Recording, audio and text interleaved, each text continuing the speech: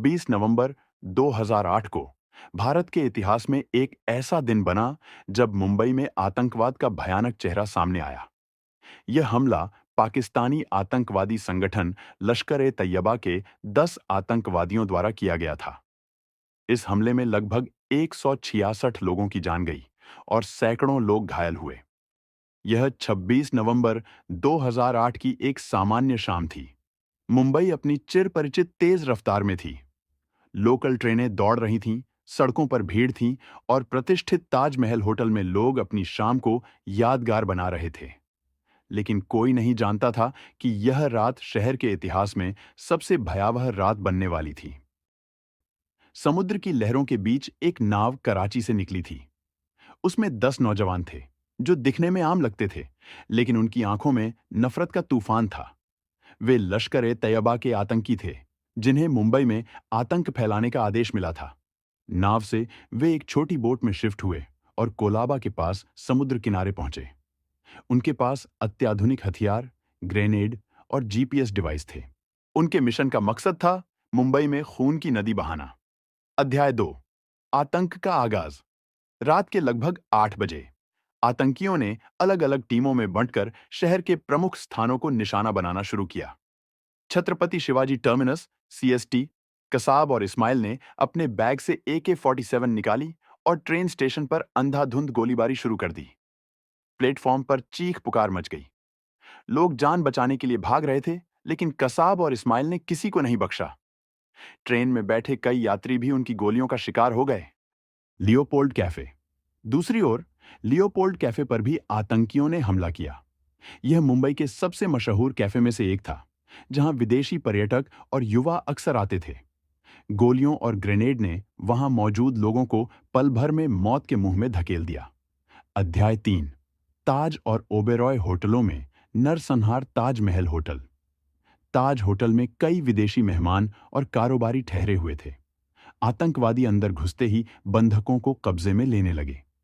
Hotel का grand hall, जो कुछ देर पहले हंसी और बातचीत से गूंज रहा था, अब चीखों और गोलियों की आवाज से भर चुका था। Oberoi Trident hotel. यहां भी आतंकियों ने मौत का तांडव मचाया। लोगों को कमरों में घेर कर गोली मारी गई। कुछ ने अपनी जान बचाने के लिए खिड़कियों से कूदने की कोशिश की। नरीमन हाउस। यहूदी समुदाय के लिए यह जगह खास थी। आतंकियों ने इसे भी निशाना बनाया। रब्बी और उनकी पत्नी को बंधक बना लिया गया। 4, मुंबई पुलिस का पहला मोर्चा। आतंकी हमलों की खबर मिलते ही मुंबई पुलिस ने हरकत में आकर मोर्चा संभाला। लेकिन आतंकियों के पास अत्याधुनिक हथियार थे, जबकि पुलिस के पास केवल बंदूकें थीं। तुकाराम ओम्बले की बहादुरी। सीएसटी हमले के बाद कसाब और इस्माइल एक गाड़ी में भागने की कोशिश कर रहे थे। पुलिस ने उनका पीछा किया। जब गाड़ी रुकी, तुकाराम ओम्बले ने अपनी जान की परवाह किए बिना कसाब को जिंदा पकड़ने के लिए उसके हथियार को पकड़ लिया। इस्माइल को पुलिस ने मार गिराया, लेकिन ओम्बले शहीद हो गए। आपकी गिरफ्तारी ने इस हमले की गहराई और पाकिस्तान में लश्कर-ए-तैयबा की भूमिका का खुलासा किया। अध्याय 5, एनएसजी का आगमन और ऑपरेशन। 27 नवंबर की सुबह नेशनल सिक्योरिटी गार्ड एनएसजी के कमांडो दिल्ली से मुंबई पहुंचे। उनके पास सिर्फ एक उद्देश्य था, बंधकों को बचाना और आतंकियों को खत्म करना। ताज ऑपरेशन। एनएसजी ने धीरे धीरे होटल के हर कमरे को खंगालना शुरू किया। आतंकियों ने कई जगह आग लगा दी थी, जिससे होटल धुएं और आग के बीच सिसक रहा था। कमांडो को हर कमरे में आतंकियों का सामना करना पड़ा। नरीमन हाउस। यहां एनएसजी के स्नाइपर्स ने आतंकियों को खत्म किया, हालांकि रब्बी और उनकी पत्नी को बचाया नहीं जा सका। ओबेरॉय होटल। यहां का ऑपरेशन 28 नवंबर तक चला। बंधकों को सुरक्षित निकालने के लिए कमांडो ने अपनी जान की बाजी लगा दी। अध्याय 6, 60 घंटे का अंत। 29 नवंबर की सुबह तक ताज होटल के आखिरी आतंकी को मार गिराया गया। 60 घंटे के इस भयानक संघर्ष में 166 लोगों की जान गई और सैकड़ों लोग घायल हुए। अध्याय 7, कसाब का खुलासा और सजा बताया कि उन्हें समुद्र के रास्ते मुंबई भेजा गया और हर आतंकी को शहीद होने की ट्रेनिंग दी गई थी।